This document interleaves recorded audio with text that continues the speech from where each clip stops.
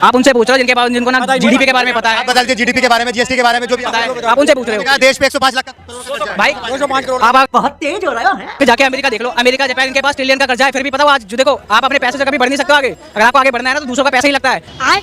अभी जो budget pass है उसमें जो इतने खर्चे लगेंगे ना वो सारे क्या कहते हैं लोन से ही आता है और लोन से ही आगे बढ़ता है इंसान। जितने अगर आप अमेरिका जाके देख लो, जापान देख लो, उनके पास तो करोड़ों का अरबों का वो है कहते कर्ज है, फिर भी वो आगे बढ़ रहे हैं। कोई सेंस बात अमेरिका पे जो है करोड़ों का कर्जा, फिर भी अमेरिका तरक्की कर रहा है। मैं सहमत हूँ। इनकी एक बड़ी पुरानी हमारी हिंदी में कहावत है, ऋण कृत्वा घृत पीबेत, मतलब कर्जा करो और घी पियो। तू समझा?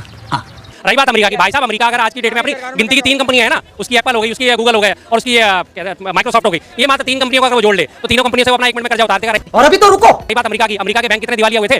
मनमोहन सिंह जी की सरकार थी, एक भी बैंक हमारे यहाँ दिवालिया नहीं हुआ था। बड़ी अच्छी बात कही आप। कर्ज करके और आगे बढ़ना भाई साहब, कहीं से किसी भी किस्म की कोई बुद्धिमानी नहीं थी। छोटा मोटा कर्ज हर कोई लेता है, लेकिन छोटे मोटे को जहां हमारी 67 सालों की सरकार ने लगातार 2014 तक मात्र 55 लाख करोड़ 56 लाख करोड़ कर्जा था, आज वो 9 सालों में बढ़ के लगातार 150 लाख करोड़ और बढ़ गया साहब चंगासी। और जिसका आपको कहीं कुछ नजर नहीं आएगा कि ये 150 लाख करोड़ भाई साहब गया कहां। आप कहते हो हमने इंफ्रास्ट्रक्चर पे लगा दिया, रोड पे लगा दिया। आप रोड बनाते इमीडिएट उस पे टोल टैक्स लगा देते हो। मुंबई सीलिंग हाईवे बना भी जो टोल टैक्स वाला 12,500 रुपए आने जाने का उस पे एक कार का है, अगर आप मंथली पास बनवाएंगे तो। क्या बात कर रहे हो आप? कर्ज पे जो है आप जवाब दीजिए। मैं ये कहना चाहता हूँ, मैं बता दूँ। देखिए इन्होंने जैसे कहा मनमोहन जी के सरकार के टाइम में हमारे देश पे कर्जा नहीं था। नहीं तो आपको बता देता हूँ मनमोहन जी के टाइम में 1 हफ्ते का पैसा था हमारे भारत के पास और उसको $3 ट्रिलियन तक लेके गए हमारे मोदी जी। खाओ माँ कसम। इनकी एक कहावत है, मैं कहावत बताऊँ, जिस थाली में खाते उसमें छेद करते। ये कहते हैं सरकार ने सड़क नहीं बनाई, ये कहते हैं रेलवे की सुविधा ऐसी है, ये कहते हैं सब्सिडी नहीं मिलती। जब तुम्हें ये सब भी चाहिए तो तुम्हें टैक्स भी तो देना होगा। अरे कहना क्या चाहते हो? तुम्हें लोन, अगर हमें सरकार को खर्चा करना है, इन्वेस्टमेंट करना है, तुम्हें इंफ्रास्ट्रक्चर अच्छा चाहिए तो उसके लिए लोन भी तो लेंगे ना। अगर तुम अपनी जेब से देने के लिए तुम कहते हो महंगाई बढ़ गई, कभी पता है महंगाई रेट कैसे बढ़ती है? कुछ ना कुछ तो गड़बड़ जरूर है। उन्होंने कहा कि आप टैक्स क्यों नहीं पे करते? भाई साहब ये इनकी सबसे बड़ी लोगों की गलतफहमी है, ये टैक्स को मानते हैं इनकम टैक्स।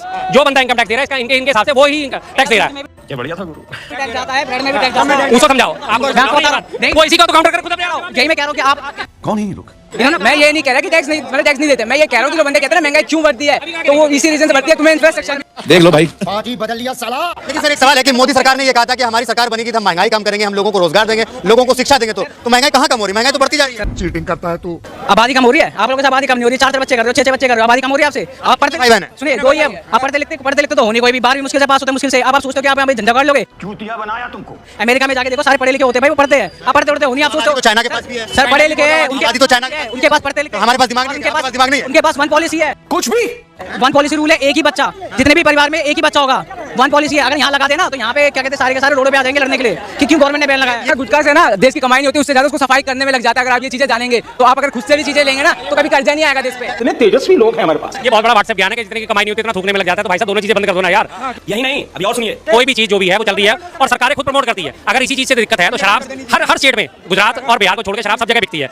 बात तो सही है। मैदानी चेतावनी सब जारी करते हैं, शराब पीना स्वास्थ्य के लिए हानिकारक है, लेकिन ठेके सरकारी ही होते हैं, प्राइवेट हाथ में नहीं दिए जाते। इसी तरह गुटखा और ये जो चीजें बनती है जो बन रहा है वो तो चलेगा जिसके। हाँ 24 में आ रहे राहुल गांधी। नहीं सर वो तो मुद्दा ही नहीं है।